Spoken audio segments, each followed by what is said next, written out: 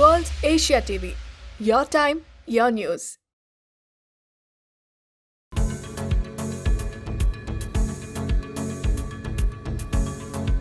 Doctor प्रीति Jindal, director robotic gynae surgery park hospital Mohali में हूँ और मैं रोबोटिक गायनेकोलॉजिस्ट हूँ। पूरे इंडिया में बहुत कम रोबोटिक गायनी सर्जन्स हैं और मैं उनमें से एक हूँ। ये 100 से भी कम रोबोटिक गायनी सर्जन्स हैं।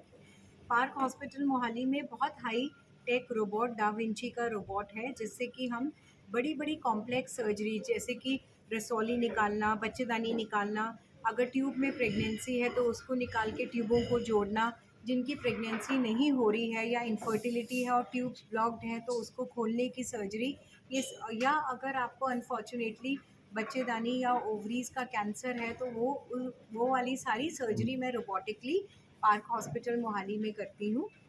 ये इस सर्जरी का फ़ायदा क्या होता है कि इसमें बहुत छोटे छोटे कट, 1 सेंटीमीटर से भी कम कट में, 2 से 3 कट में ये सर्जरी हो जाती है। कोई पेन पेशेंट को नहीं होता, ब्लड लॉस नहीं होता, इन्फेक्शन नहीं होता और कोई ये प्रॉब्लम नहीं होती कि बारिश के दिन है कि नहीं है, ठंड है, गर्मी है, क्योंकि कट ही नहीं होगा तो इन्फेक्शन के चांसेस बहुत ही मिनिमल होते हैं। और जैसे आज सुबह सर्जरी की तो या तो शाम को ही पेशेंट को घर भेज सकते हैं या अगले दिन पेशेंट घर चला जाता है।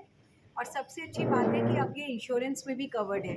मैं 2017 से रोबोटिक सर्जरी कर रही हूँ। शुरू में इंश्योरेंस में कवर्ड नहीं थी, पर अब अगर कॉम्प्लेक्स सर्जरी है जैसे एंडोमेट्रियोसिस है, कैंसर है, आपकी प्रीवियस सर्जरीज हुई है, बहुत बड़ी रसौली है, तो इंश्योरेंस में भी इसकी अप्रूवल आ जाती है।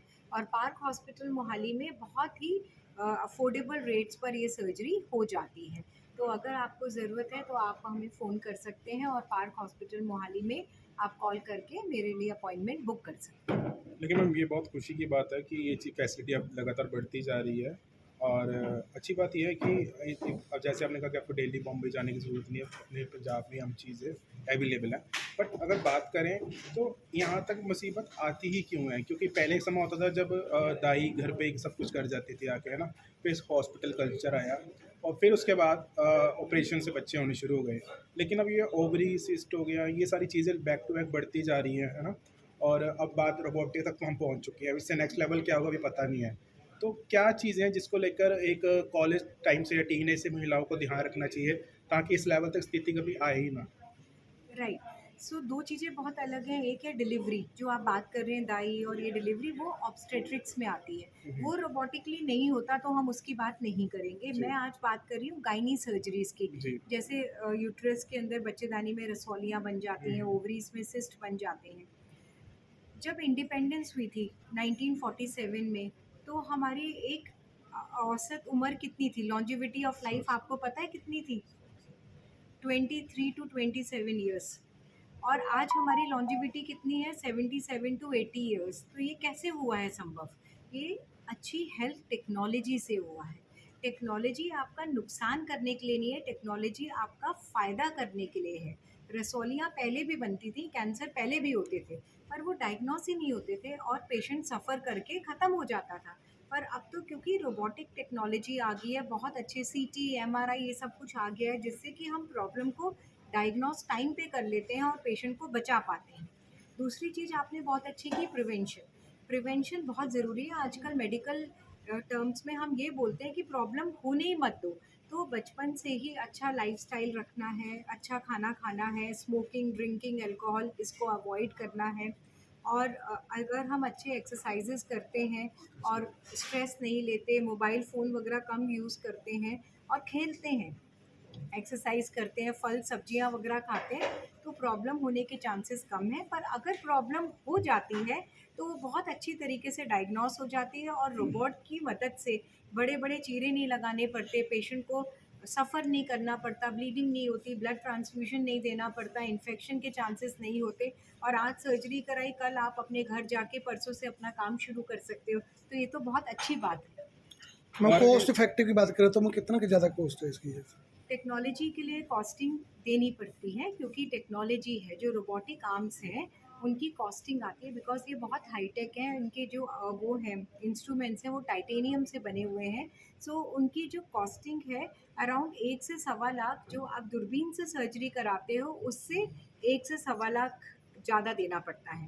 पर फ़ायदे बहुत हैं, सेकेंडली एक अगर हम रोबोटिक सर्जरी यूजुअली किसी हॉस्पिटल जैसे चंडीगढ़ में 2-3 जगह कराते हैं तो कहीं भी 3-3.5 लाख से कम में नहीं हो सकती, पर अभी पार्क हॉस्पिटल मोहाली ने एक इंट्रोडक्टरी ऑफर दिया हुआ है, तो 2.5 लाख के अंदर आपकी रोबोटिक सर्जरी हो जाएगी, जो कि बहुत अच्छा है पेशेंट के लिए। सर कुछ कहना सर आप कुछ ऐड करना चाहेंगे? नमस्कार जी, आज हम पार्क हॉस्पिटल मोहाली की तरफ से लुधियाना में उपस्थित हैं रोबोटिक गायनी सर्जरी के बारे में चर्चा करने के लिए। हमारे पास डा विंची जो कि वर्ल्ड का सबसे लेटेस्ट रोबोट है, वो रोबोटिक टेक्निक है। अभी तक ये जो टेक्निक है नॉर्थ इंडिया में बड़े लिमिटेड सेंटर्स में, चंडीगढ़ में कुछ सेंटर्स में, इवन पीजीआई और यहाँ लुधियाना में अवेलेबल नहीं है।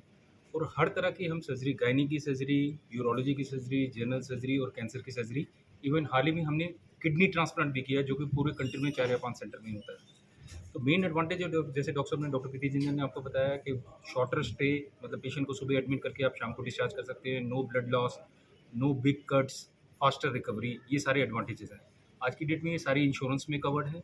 मेन प्रॉब्लम क्या है कि इंडिया में 60,000 के करीब रोबोटिक सर्जरी हर साल होती है, लेकिन बहुत कम डॉक्टर्स हैं जो ट्रेंड है। टोटल 1,000 के करीब डॉक्टर्स ट्रेंड है।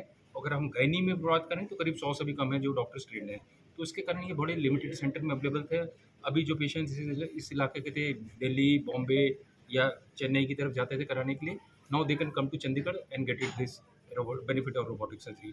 एक और जो कॉस्ट एडवांटेज है इंडिया में, ये रोबोटिक गायनिक सर्जरी जो हम 2.5 या 3 लाख की करते हैं, ये यूरोप, यूएसए में करीब 1 करोड़ रुपए की है। तो lot of NRI patients, foreign patients are also approaching us from USA, Canada, Australia. एक तो वहाँ वेटिंग बहुत है, 2 से 3 महीने नॉर्मल किसी प्रोसीजर की वेटिंग है, और कॉस्ट डिफरेंस बहुत ही ज़्यादा है। तो काफ़ी इंटरनेशनल क्वेरीज भी आ रही है, क्योंकि cost of treatment is may be 30 times higher in these countries. तो अब्रॉड से भी, खाली हमें नहीं, पूरे इंडिया में रोबोटिक सर्जरी के लिए काफ़ी ज़्यादा इंटरनेशनल पेशेंट्स आ रहे हैं। और मेडिकल टूरिज्म के द्वारा, जैसे आप जानते हैं, करीब इंडिया 1 लाख करोड़ रुपए का रेवेन्यू साल में करता है। So India is going to be next destination for robotic surgery in Asian continent. तो सर जैसे रोबोटिक सर्जरी आप बोल रहे हैं स्टार्ट हो चुकी है, तो कॉलेजेस में भी इसकी पढ़ाई कराई जाएगी मेडिकल कॉलेज में? मेडिकल कॉलेज में सर आ रहे हैं। हाल ही में शिमला मेडिकल कॉलेज में ये लग गया है। पीजीआई में एक ही है, लेकिन वो यूरोलॉजी डिपार्टमेंट में, गायनी में नहीं है। तो आने वाले टाइम में जैसे जैसे इसकी थोड़ी कॉस्ट कम होती जाएगी और डॉक्टर्स को ट्रेनिंग हो जाएगी, मतलब टीचिंग एक है, आपने सीख ली, लेकिन आपको आगे सिखानी भी है, क्योंकि लिमिटेड डॉक्टर्स है पूरे कंट्री में। अगर आप देखें 1 करोड़ 40 लाख की आबादी पे सिर्फ 1000 ट्रेन डॉक्टर है। तो आगे आप जैसे जैसे इंस्ट्रूमेंट्स अवेलेबल होते जाएंगे, टीचिंग अवेलेबल होती जाएगी, तो धीरे धीरे बाकी शहरों में भी अवेलेबल होती जाएगी ये टेक्नोलॉजी। ठीक ठीक ठीक।